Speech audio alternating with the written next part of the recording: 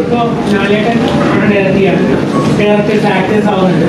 ദിലീപേട്ടൻ assistant ഡയറക്ടറായിട്ട് നിൽക്കുന്ന ഒരാളാണ്. ദിലീപേട്ടൻ എന്നായിരിക്കും ഒരു പടം ഡയറക്ടർ? അതിന്റെ തീരുമാനമൊന്നും ആയിട്ടില്ല. അതൊരു കോമഡി ആയിരിക്കും, മാസമായിരിക്കും, എന്റർടൈനർ ആയിരിക്കും എന്തായാലും. അപ്പോൾ നമുക്ക് പ്രതീക്ഷിക്കാം. ഞാനും പ്രതീക്ഷിച്ചു. ഈ സൂപ്പർ ഹീറോ മൂവിയായ മനുഷ്യനായ പ്രൊഫസർ ഡിങ്കൻ, അതുകൊണ്ട് 5ഓളം പടങ്ങൾ ഇവിടെ ചെയ്ത് കഴിഞ്ഞു എന്നാണ് എനിക്ക് തോന്നുന്നത്. ഇല്ല, ചെയ്തിട്ടില്ല. പറക്കമപ്പം തുടങ്ങാൻ പോകുന്നുള്ളൂ. ഡിങ്കനും വീണ്ടും ഷൂട്ടിംഗ് തുടങ്ങാനുള്ള പരിപാടികളാണ്. ഇല്ല, അതിപ്പോ എന്താണെങ്കിലും ഇപ്പൊ ഞാൻ ചെയ്തുകൊണ്ടിരിക്കുന്നത് ആ പടത്തിന് പേരിട്ടിട്ടില്ല.